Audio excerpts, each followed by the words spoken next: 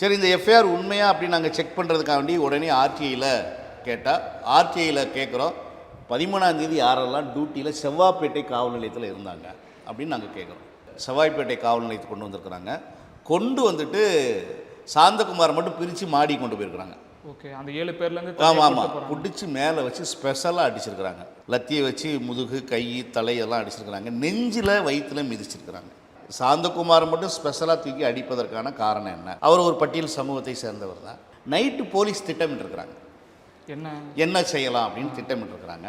எப்போதுமே ஒரு அசைன்மெண்ட்டு, ஒரு என்கவுண்டர் பண்ணும்போது இல்லை ஒரு கஸ்டோடியல் டார்ச்சர் பண்ணும்போது ஹையர் ஆஃபீஸர் கவனத்துக்கு போய் தான் அதை செய்வாங்க. அவங்களுக்கு தெரியாமலும் அதை செய்யவே மாட்டாங்க. அவன்கிட்ட வந்து இந்த கேஸை கொடுத்தோம்னா, அவன் என்கவுண்டர் ஏதாவது பண்ணான்னா அவனை வந்து அந்த தண்டனையிலேருந்து விடுவிச்சு டிபார்ட்மெண்ட்டில் ஒரு சேஃப் பாதுகாக்கக்கூடிய ஒரு வேலையை வந்து செய்கிறாங்க. அப்போ இரவு அவங்க பேசுனதில் முடிவெடுத்தது அவங்க ஏதோ ஜூஸ் எதெல்லாம் வாங்கி கொடுத்துருக்குறாங்க. அதில் ஏதோ கலந்துருக்கான்னு தெரியல. ஏன்னா விஸ்ரா ரிப்போர்ட்டு வந்ததுக்கப்புறம் தான், ஃபர்ஸ்ட் மாடத்தில் முக்கியமானது வந்து விஸ்ரா ரிப்போர்ட் வந்தால் தான் பாய்சன் ஏதாவது கொடுத்துருக்குறாங்களா அப்படிங்கிறத கண்டுபிடிக்க முடியும். ஆனால் வந்து இவங்களை கைது பண்ணுற இடம் வந்து செவ்வாய்ப்பேட்டை காவல் நிலைய எல்லை. சரி, இந்த எஃப்ஐஆர் உண்மையா அப்படின்னு நாங்கள் செக் பண்ணுறதுக்காக வேண்டி உடனே ஆர்டிஐயில் கேட்டால், ஆர்டிஐயில் கேட்குறோம் 13ஆம் தேதி யாரெல்லாம் டியூட்டியில் செவ்வாய்ப்பேட்டை காவல் நிலையத்தில் இருந்தாங்க. அடித்ததில் மிதித்ததில் மாறுபடிய வயிற்றில் மிதிச்சுன்னா அந்த நெஞ்சு குழாய், அந்த மூச்சு குழாய் வழியாக உணவு மேலே ஏறி போலீஸ் புத்திசாலித்தனமாக டாஸ்மார்க்கில் இருக்கிறவங்களே கூப்பிட்டு ஆஸ்பத்திரிக்கு அனுப்பி என்ன ஒரு ஆமாம் புத்திசாலித்தனமாக காட்டிட்டாங்க. இப்போ அவருடைய பாடி அரை மணி நேரத்தில் அன்றைக்கே போஸ்ட்மார்ட்டம் பண்ணி அடக்கம் பண்ணிட்டாங்க. எரிக்க சொல்லி டிமாண்ட் பண்ணியிருக்காங்க. இப்போ அடக்கம் பண்ணியிருக்கிறாங்க. பொதுவாக என்ன சொல்லுவாங்கன்னா, மாதிரி குற்றவாளிகளுக்கு, ரவுடிகளுக்கு மனித உரிமை அமைப்புகள் ஆதரவாக இருப்பாங்க. அவங்க இப்போ செய்கிற கொலையெல்லாம் இவங்க கணக்கில் எடுத்துக்கிற மாட்டாங்க. ஆனால் அவங்க மேலே போலீஸ் ஏதாவது ஒரு ஆக்ஷன், நீங்களும் பல இந்த மாதிரியான கேஸை தான் போலீஸ் ஆக்ஷன் எடுத்தால் மட்டும் அவங்க வந்து போலீஸ்க்கு எதிராக நிற்கிறாங்கிற ஒரு பொது புத்தியை வந்து போலீஸ் எப்போதுமே வெளியில் பரப்புவாங்க. சார் வணக்கம். சார் வணக்கம் சார், செவ்வாய்ப்பேட்டை காவல் நிலையத்திலிருந்து சாந்தகுமார் என்பவரை நீதிமன்றத்துக்கு அழைத்து போகும்போதே நெஞ்சு வலி காரணமாக உயிரிழந்திருக்காது சொல்லி காவல்துறை தரப்புலேருந்து சொல்கிறாங்க. ஆனால் உண்மையில் என்ன நடந்தது, அவங்களோட ஃபேமிலி தரப்பில் என்ன சொல்கிறாங்கன்னா, இது காவல்துறை அடித்தே கொள்ளியிருக்காங்க அப்படின்னு சொல்லியிருக்காங்க. நீங்கள் இந்த கேஸை ஃபுல்லாக எடுத்து இப்போ நடத்திட்டு வரீங்க. என்ன நடந்ததாங்க? சாந்தகுமார் என்பவர் யார்? முழுமையான விவரத்தை பதிவு பண்ணுங்க சார். ஆமாம், நன்றி. முதல்ல நான் என்ன அறிமுகப்படுத்திக்கிறேன். என்னுடைய பேர் ஆசீர்வாதம். மக்கள் கண்காணிப்பகம் அமைப்பினுடைய மாநில ஒருங்கிணைப்பாளராக இருக்கிறேன். இது ஒரு மனித உரிமை அமைப்பு. தமிழ்நாட்டில் நடக்கக்கூடிய காவல் சித்திரவதை வழக்குகளில் தலையீடு செய்து மனித உரிமையை பாதுகாக்கக்கூடிய பணிகளை செஞ்சுட்டு வரோம். ஓகே. தமிழ்நாட்டில் இந்த மாதத்தில் மட்டும் 4 காவல் மரணங்கள் நடந்திருக்குது.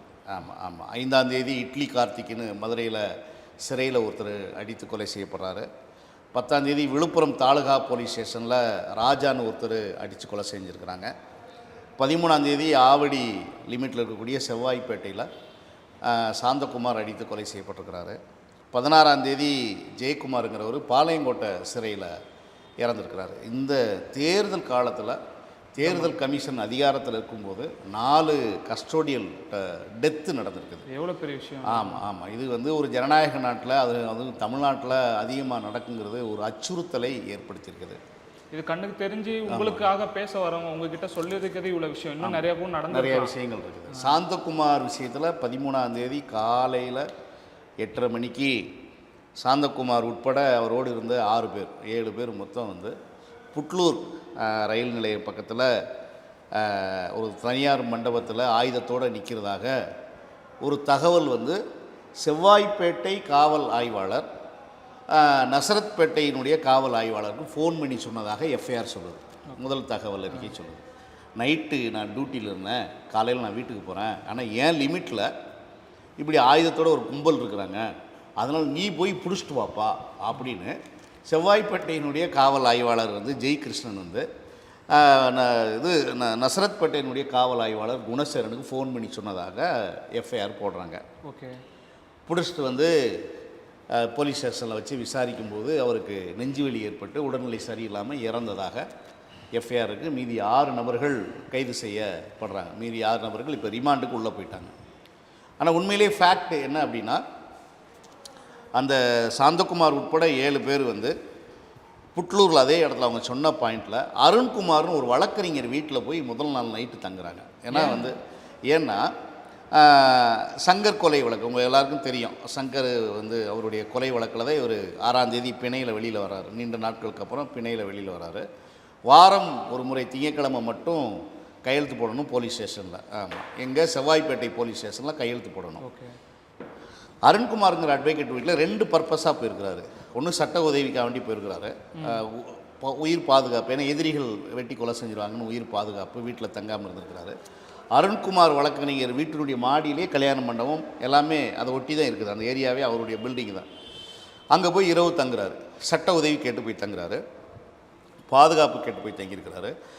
பணம் ஏதோ அவர்கிட்ட கேட்டதாக ஒரு தகவல் இருக்குது, பண உதவி கேட்டதாக. இந்த 3 காரணங்களுக்காக வேண்டி தான் அவர் அங்கே போய் தங்கியிருக்கிறார். இரவே அங்கே தங்கின விஷயம் போலீஸுக்கு தெரியும். ஓகே. 12ஆம் தேதி இரவே வந்து சாந்தகுமார் உட்பட 7 பேர், குறிப்பாக சங்கர் வழக்கில் இருக்கக்கூடிய அந்த 7 பேர் வந்து அங்கே தங்கினது போலீஸுக்கு தெரியும். நைட்டு போலீஸ் திட்டமிட்டுருக்குறாங்க என்ன செய்யலாம் அப்படின்னு திட்டமிட்டுருக்குறாங்க. எப்போதுமே ஒரு அசைன்மெண்ட்டு, ஒரு என்கவுண்டர் பண்ணும்போது இல்லை ஒரு கஸ்டோடியல் டார்ச்சர் பண்ணும்போது ஹையர் ஆஃபீஸர் கவனத்துக்கு போய் தான் அதை செய்வாங்க. அவங்களுக்கு போய் தெரியாமலும் அதை செய்யவே மாட்டாங்க. இந்த மாதிரிலாம் நடக்கப்போ அப்படிங்கிற ஒரு பிளான் பண்ணுவாங்க. அப்போ யார் இதை செய்கிறதுன்னு முடிவு எடுப்பாங்க. அப்போ வந்து தோளாந்தூர்த்திட்டுலாம் கொடுக்க மாட்டாங்க. யார்கிட்ட கொடுப்பாங்கன்னா குற்ற பின்னணி உள்ள இன்ஸ்பெக்டர்லாம் இருக்கிறாங்க, லைனில் இருக்கிறாங்க. குற்றமே ஆமாம், அதே மாதிரி வந்து தண்டனைக்கு உள்ளாக்கப்பட்ட இன்ஸ்பெக்டர்லாம் இருக்கிறாங்க. ஓகே. அவன்கிட்ட வந்து இந்த கேஸை கொடுத்தோம்னா, அவன் என்கவுண்டர் ஏதாவது பண்ணான்னா அவனை வந்து அந்த தண்டனையிலேருந்து விடுவிச்சு டிபார்ட்மெண்ட்டில் ஒரு சேஃப் பாதுகாக்கக்கூடிய ஒரு வேலையை வந்து செய்கிறாங்க. அது மாதிரி குற்றம் செய்கிறதுக்குன்னே, இந்த மாதிரி கொலை செய்கிறதுக்குன்னே, என்கவுண்டர் பண்ணுறதுக்குன்னே போலீஸ் காவல்துறையில் ஒரு குறிப்பிட்ட நபர்கள் இருக்கிறாங்க. ஆமாம், அவர்களுக்கு வந்து கொலை செய்கிறது வந்து ஒரு ஒரு கௌரவம் அப்படின்னு நினைக்கக்கூடிய மனிதர்கள் அங்கே இருக்கிறாங்க. அப்போ இரவு அவங்க பேசுனதில் முடிவெடுத்தது தான் அவங்க நசரத்பேட்டையினுடைய இன்ஸ்பெக்டர் வந்து அருண்குமாரை இதில் இன்வால்வ் பண்ணுறாங்க. ஓகே. ஆனால் வந்து இவங்களை கைது பண்ணுற இடம் வந்து செவ்வாய்ப்பேட்டை காவல் நிலைய எல்லை. ஓகே. சம்மந்தம் இல்லாமல் நசரத்பேட்டை காவல் நிலைய ஆய்வாளர் உள்ளே வர்றார். அதுக்கு என்ன காரணம் சொல்கிறாங்கன்னா, 13ஆம் தேதி காலையில் இரவு பணி முடிச்சுட்டு நசரத்பேட்டை காவல் ஆய்வாளர் வந்து ஜெயகிருஷ்ணன் இரவு டியூட்டி எல்லாம் நைட்டெல்லாம் கண்ணு முடிச்சு டியூட்டி முடிச்சுட்டு வீட்டுக்கு ஓய்வு எடுக்க போகிறதுனாலையும், அப்போ அவருக்கு ஒரு தகவல் வருது, புட்லூர் பக்கத்தில் ஆயுதத்தோடு ஒரு கும்பல் நிற்கிறாங்க, நான் வீட்டில் ஓய்வு எடுக்க போகிறேன்ப்பா, நீ போய் அவரை போய் கைது பண்ணிட்டு வான்னு இவர் ஃபோன் பண்ணி சொன்னதாக ஒரு எஃப்ஐஆர் போட்டிருக்கிறாங்க. அதான் எஃப்ஐஆர், அன்றைக்கி போட்ட எஃப்ஐஆர் இவங்க மேலே கைது பண்ணு. சரி, இந்த எஃப்ஐஆர் உண்மையா அப்படின்னு நாங்கள் செக் பண்ணுறதுக்காக வேண்டி உடனே ஆர்டிஐயில் கேட்டால், ஆர்டிஐயில் கேட்குறோம் 13ஆம் தேதி யாரெல்லாம் டியூட்டியில் செவ்வாய்ப்பேட்டை காவல் நிலையத்தில் இருந்தாங்க அப்படின்னு நாங்கள் கேட்குறோம். 13ஆம் தேதி அவங்க வந்து ஏசி வந்து நமக்கு கொடுத்துட்டாரு. ஜெய் கிருஷ்ணன் இன்ஸ்பெக்டர் உட்பட ஒரு 20 பேர் டியூட்டியில் இருக்கிறாங்க. அந்த ஜெயகிருஷ்ணன் தான் டியூட்டி முடிச்சுட்டு போகிறார். ஆமாம், ஆனால் அவர் வந்து டியூட்டியில் இருக்கிறதா நமக்கு வந்து ஆர்டிஐயில் தகவல் வருது. அப்போது நான் காவல் ஆய்வாளர், என்னுடைய லிமிட்டில் ஒரு சம்பவம் நடக்கும்போது நான் போய் தலையிடாமல் பக்கத்து காவல் நிலையத்தினுடைய காவல் ஆய்வாளர் தலையிடுவதற்கான காரணம் என்ன? இங்கே ஒன்று நடந்த காரணம் என்ன? அதனால தான் இதை திட்டமிடப்பட்ட கொலை அப்படின்னு நாங்கள் சொல்கிறோம். இது திட்டமிடப்பட்ட கொலை. ஏற்கனவே திட்டமிட்டுருக்கிறாங்க போலீஸார், ஹையர் ஆஃபீஸர் இதில் தலையிட்டிருக்கிறாங்க. அதனால் ஆர்டிஐ நமக்கு ஒரு ஆதாரம் வந்து உறுதியாக இருக்குது. அது மட்டும் இல்லை, 18 காயங்கள் உடம்புல, சாந்தகுமாருடைய உடம்புல 18 காயங்கள் இருக்குது. காலையில் 13ஆம் தேதி 8:30 மணிக்கெல்லாம் பிடிச்சிட்டாங்க. பிடிச்சி அங்கேயே வச்சு அடிச்சிருக்கிறாங்க 7 பேரையும். திரும்ப செவ்வாய்ப்பேட்டை காவல் நிலையத்துக்கு கொண்டு வந்திருக்கிறாங்க. கொண்டு வந்துட்டு சாந்தகுமார் மட்டும் பிரித்து மாடி கொண்டு போயிருக்கிறாங்க. ஓகே. அந்த 7 பேர்லேருந்து ஆமாம், பிடிச்சி மேலே வச்சு ஸ்பெஷலாக அடிச்சிருக்கிறாங்க. லத்தியை வச்சு முதுகு, கை, தலை எல்லாம் அடிச்சிருக்கிறாங்க. நெஞ்சில் வயிற்றில் மிதிச்சிருக்கிறாங்க. அப்படி மிதித்ததுனால என்ன ஆகுதுன்னா, காலை 11 மணிக்கு அப்படி மிதித்ததுனால என்ன ஆகுதுன்னா, அவர் சாப்பிட்ட உணவு வந்து மூச்சு குழாய் வழியாக மேலே ஏறி இருக்குது. ஒன்று எப்போ நமக்கு ஏறும் அப்படின்னா, அந்த மூச்சு குழாய் வழியாக நமக்கு சில நேரங்களில் உணவு மேலே மூக்கு வரைக்கும் ஏறும். எப்போ ஏறும்னா, ஜீரணிக்கல் நம்ம ஏறும். இரவு தூங்கும்போது ஹெவியாக நான்வெஜ் சாப்பிட்டு நம்ம தூங்குறோம்னு வச்சுக்கோங்களேன், குறிப்பாக ஒரு 40 வயசுக்கு மேலே இருக்கிறவங்களாம் அது ஆட்டோமேட்டிக்காக அப்படியே ஏறும். அந்த சாப்பாடு ஏறி லாக் பண்ணும். பகலில் 11 மணிக்கு கைதுக்குள்ளான ஒரு நபர் அடித்ததில் மிதித்ததில் மாறுபடிய வயிற்றில் மிதிச்சுன்னா, அந்த நெஞ்சு குழாய், அந்த மூச்சு குழாய் வழியாக உணவு மேலே ஏறி அந்த மூச்சை வந்து அடைச்சி இதயத்தை லாக் பண்ணியிருக்கு. இது மருத்துவ சான்று போஸ்ட்மார்ட்டம். அப்போ 18 காயங்களை உறுதிப்படுத்துகிறாங்க. உணவு குழாய் வந்து உணவு இது மூச்சுக்குழாயில் உணவு ஏறிங்கிற ஒரு விஷயங்கள் வருது. இது மருத்துவ ரீதியாக நமக்கான சான்று. அவரை அடிச்சிருக்கிறாங்க, காயப்படுத்தியிருக்கிறாங்க. அவரை மரணம் ஏற்படுவதற்கான போதுமான முகாந்திரமும் அதில் இருக்குது. போலீஸினுடைய ஆவணங்கள் அடிப்படையும் பார்த்தா அன்றைக்கி டியூட்டியில் காவல் ஆய்வாளர் ஜெயகிருஷ்ணன் இருந்த நிலையில் அவர் இல்லை அப்படின்னு சொல்லி பொய் சொல்லி ஒரு எஃப்ஐஆர் போட்டு இந்த கேஸை பதிவு செஞ்சுருக்கிறாங்க. அப்போ இதுக்கு பின்னாடி குணசேகரன் இந்த கொலையை செய்வதற்கு இப்போ குணசேகரன் ஆய்வாளரை வந்து சஸ்பெண்ட் பண்ணியிருக்கிறாங்க. அது ஒரு கண் துடைப்பு தான். ஏன்னா இதுக்கு பின்னாடி 20க்கும் மேற்பட்ட போலீஸார் இருக்கிறாங்கன்னு அவங்களே எஃப்ஐஆரில் காட்டியிருக்கிறாங்க. அப்போ அவங்களாம் அந்த சம்பவத்தில் இருக்க அவங்களையெல்லாம் சஸ்பெண்ட் பண்ணணும். இப்போ ஜெயகிருஷ்ணன்ற அவர் இது வரைக்கும் விசாரணைக்கு உட்படுத்தப்பட்டிருக்காங்களா? இல்லை, அவர் எதுவும் விசாரணைக்கு உட்படுத்தப்படலை. குணசேகரனோடு கைது செய்ய போன அவங்கள யாரையும் விசாரணைக்கு உட்படுத்தலை, யாரையுமே விசாரணைக்கு உட்படுத்தலை. இப்போ மேஜிஸ்ட்ரேட் என்கொயரி நடந்துகிட்டு இருக்குது.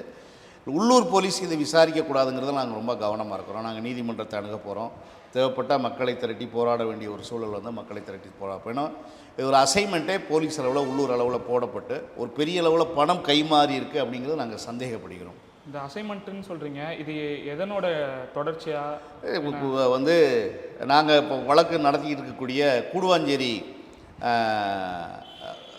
இரண்டு பேர் என்கவுண்டர் செய்யப்பட்டது. அமல்ராஜ் கமிஷனர் எல்லையில் 2 பேர் வந்து கூடுவாஞ்சேரி இன்ஸ்பெக்டர் எஸ்ஐ வந்து 2 பேரை வந்து ஒரு ஆள் நடமாட்டமே இல்லாத இடத்துல டிராஃபிக்கை கிளியர் போனதாகவும் அங்கே அவர்கள் கத்தி எடுத்து வெட்ட வந்ததாகவும் ஒரு பொய்யான எஃப்ஐஆர் போட்டு ஒரு 2 பேரை என்கவுண்டர் பண்ணாங்க. ஒரு 6 மாதம். ஆமாம், ஒரு 6 மாதம் இருக்கும்.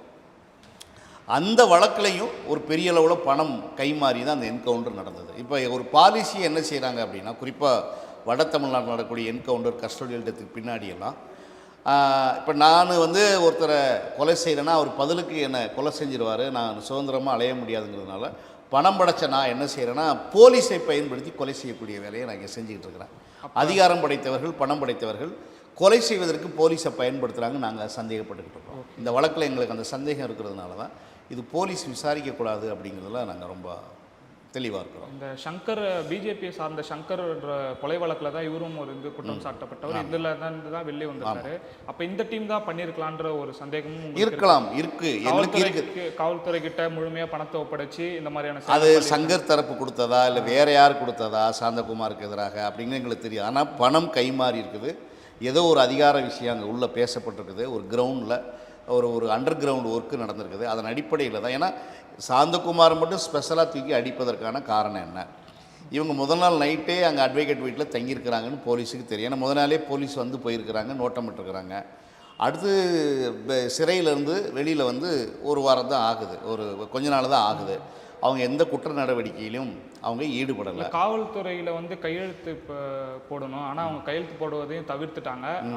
அதன் அடிப்படையில் நாங்கள் அவங்கள நீங்கள் எஃப்ஐஆரில் சொல்லலையில அங்கே பார்க்கும்போதே ஏதோ ஒரு குற்ற சம்பவம் செய்வதாக இருந்தாங்க. நாங்கள் அப்போ வந்து கைது பண்ணி கூட்டிட்டு வந்தோம் அப்படின்ற விசாரணையில் போலீஸ் தரப்பு சொல்கிறாங்க. அதாவது வந்து ஒருத்தர் வந்து ஒரு குற்றம் சாட்டப்பட்ட நபர் கோர்ட்டினுடைய விதிமுறைகள் பிரகாரம் நீதிமன்றத்திலேயே காவல் நிலையத்திலேயே அவர் கையெழுத்து போடணும்னா கோர்ட்டு வந்து அந்த பெயில் ஆட்டோமேட்டிக்காக ரத்து பண்ண போகுது. ஓகே, ஆமாம், அந்த ப்ராசஸ் இருக்கும்.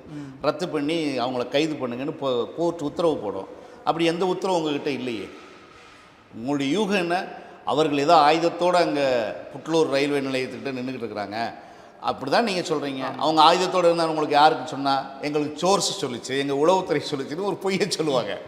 ஆனால் சம்பவம் அது இல்லையே. ஏன்னா என்ன மாட்டிக்கிட்டு நீங்கள் என்ன சொன்னது உண்மையில் என்ன இருக்குது? என்ன இல்லை, எல்லை விட்டு இன்னொரு எல்லை நசரத்பேட்டை இன்ஸ்பெக்டர் போகிறதுக்கு என்ன காரணம்? ஒரு சப்ப காரணம். நைட் டியூட்டி முடிச்சுட்டு காலையில் போகிறாரு அப்படின்னு சொல்கிறீங்க. ஆனால் வந்து நமக்கு ஆர்டிஐயில் ஒரு தெளிவான தகவல் இருக்குது, அவர் ஸ்டேஷனில் இருக்கிறாருன்னு தகவல் இருக்குது. அப்போ இது வந்து பொய்ன்னு ஆயிடுது இல்லை, போர்ஜரி தானே, இது ஏமாற்று வேலை தானே, அப்போ இது கொலை தானே.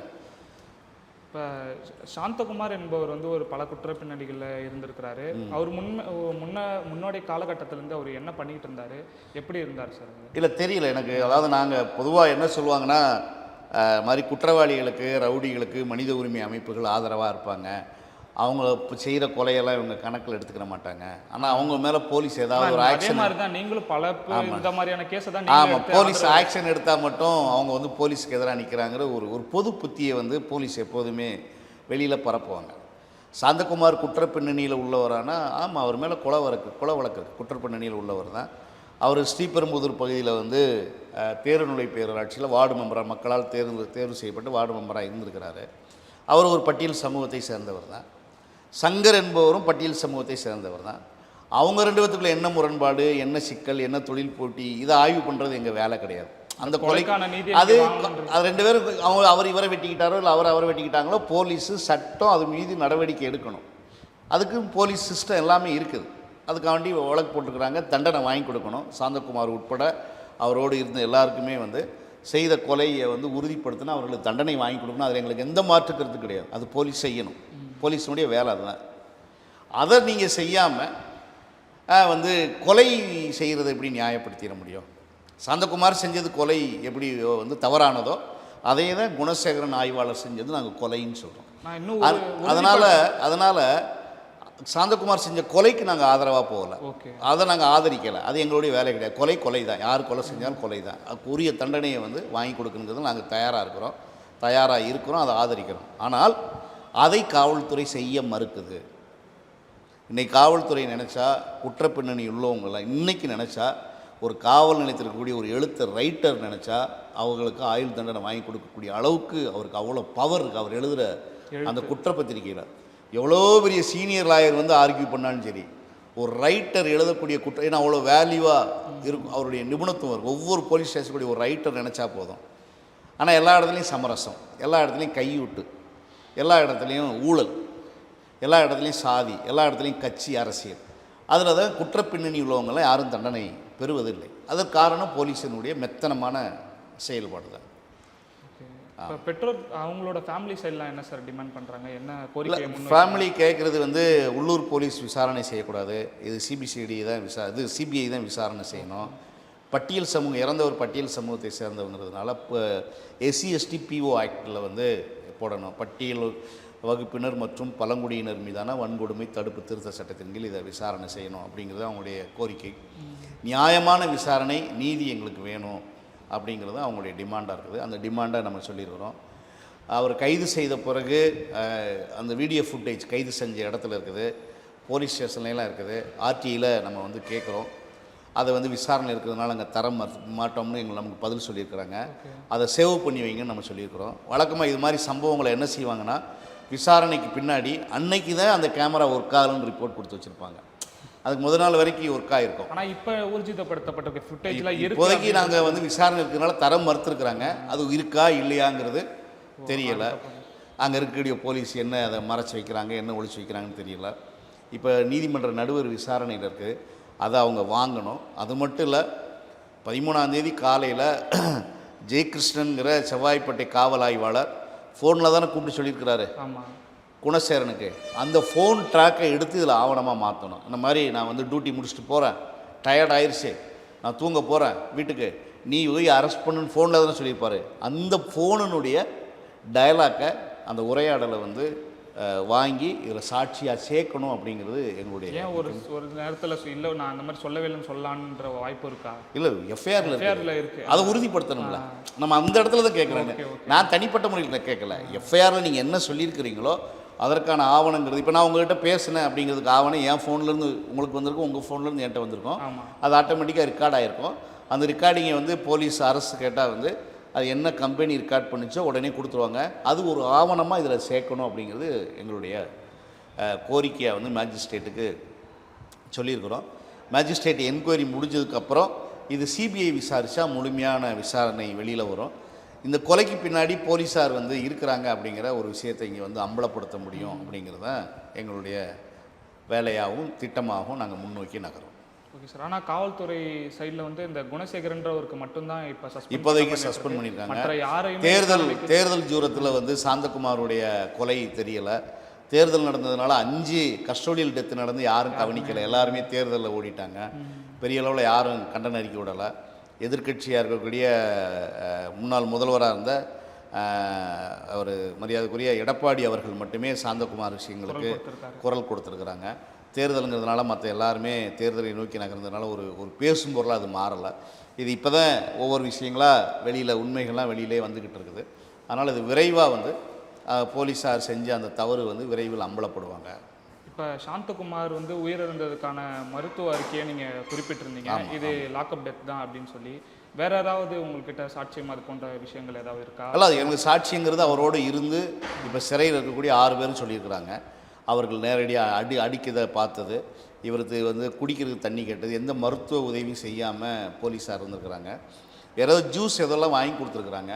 அதில் ஏதோ கலந்துருக்கான்னு தெரியல. ஏன்னா விஸ்ரா ரிப்போர்ட்டு வந்ததுக்கப்புறம் தான், ஃபர்ஸ்ட் மாடத்தில் முக்கியமானது வந்து விஸ்ரா ரிப்போர்ட் வந்தால் தான் பாய்சன் ஏதாவது கொடுத்துருக்குறாங்களா அப்படிங்கிறத கண்டுபிடிக்க முடியும். அதனால் விஸ்ரா ரிப்போர்ட் வரணும். இவருக்கு உயிருக்கு போராடும் பொழுது அவர் உயிரை காப்பாற்றுவதற்கு காவல் நிலையத்தில் இருக்கிற யாருமே முன்முயற்சி எடுக்கலை அப்படிங்கிற விஷயம் இருக்குது. அடிக்கும்போது பார்த்துருக்குறாங்க. பார்த்தவங்க அவங்க ரிமாண்ட் ஆகும்போது மேஜிஸ்ட்ரேட்டை எல்லாத்தையுமே சொல்லியிருக்கிறாங்க. என்ன நடந்ததுங்கிற விஷயத்தை எல்லாத்தையுமே சொல்லியிருக்கிறாங்க. அதனால் போதுமான சாட்சிகள் வந்து ரொம்ப ஸ்ட்ராங்காக இருக்கிறாங்க. இப்போ நீதிமன்றத்துக்கு கூட்டு போனதுன்றது எப்படி சார்? அது ஒரு புனைக்கப்பட்ட கதை தான். ஆமாம், புனைக்கப்பட்ட கதை. அப்படி ஒரு சம்பவமே இல்லை. அவங்க ஆயுதத்தோடலாம் இல்லை, ஆயுதத்தோடு இல்லை. இவர்களே பயந்துக்கிட்டு தான் இருக்கிறாங்க.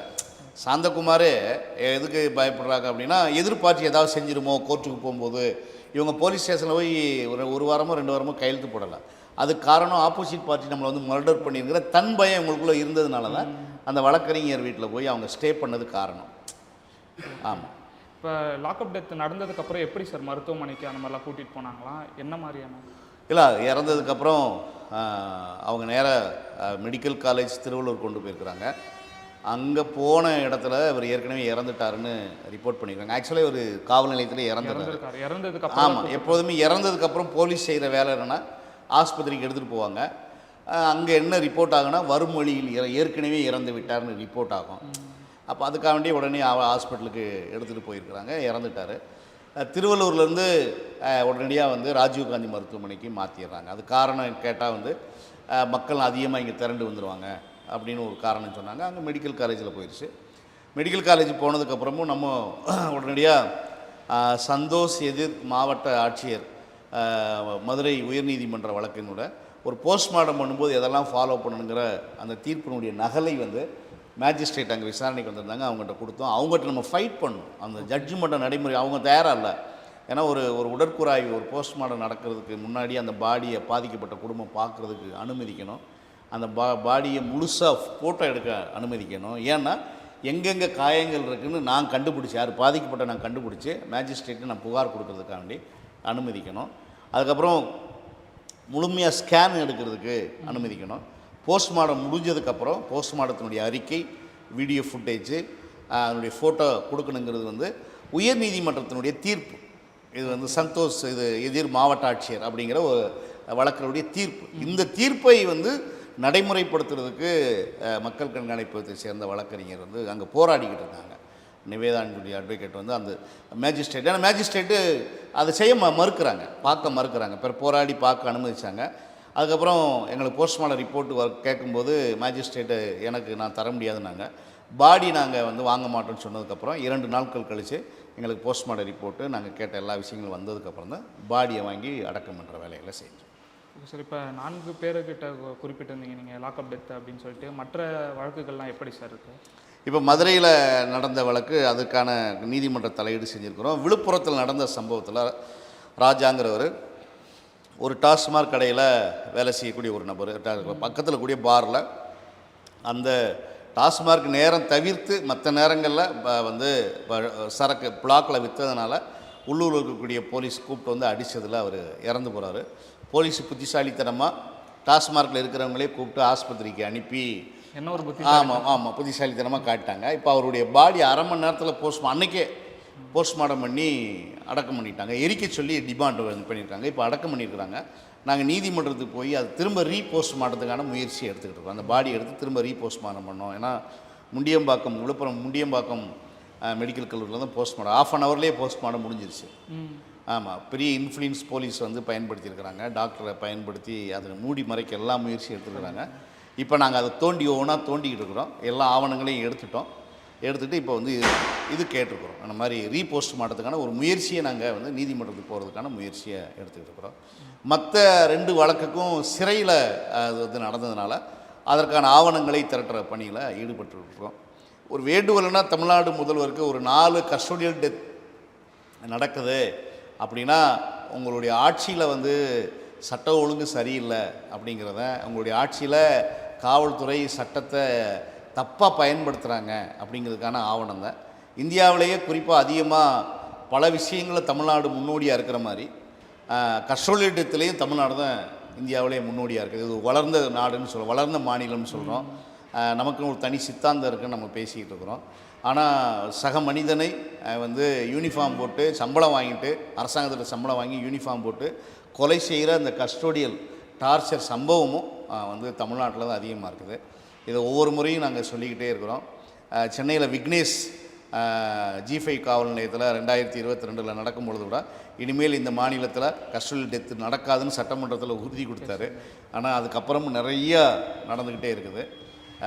தொழிலில், கல்வியில் சிறந்து விளங்கக்கூடிய தமிழகம் கஸ்டோடியல் டெத்துலேயும் மோசமான ஒரு ஒரு ஒரு நிலை இருக்குது. அதை முதல்வர் தவிர்க்கிறதுக்கான முயற்சி எடுக்கணுங்கிறத எங்களுடைய வேண்டுகோள். காவல்துறை இப்போ தமிழகத்தில் ஒரு கூலிப்படையாக தான் இயங்குதுன்றதை நம்ம எடுத்துக்கலாமா சார்? ஆமாம், நான் பொதுவாக காவல்துறை நம்ம பொதுவாக பேசிட வேண்டாம். ஏன்னா காவல்துறையில் நேர்மையான நபர்கள் இன்றைக்கும் இருக்கிறாங்க. அதை நம்ம இல்லைன்னெலாம் சொல்லிட முடியாது.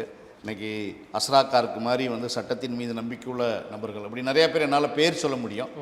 நிறையா பேர் என்னால் சொல்ல இன்னும் ஹானஸ்ட்டாக இருக்கக்கூடிய. அதனால தான் காவல்துறை பாதுகாப்பாக இன்றைக்கி இருக்கிறது காரணம்.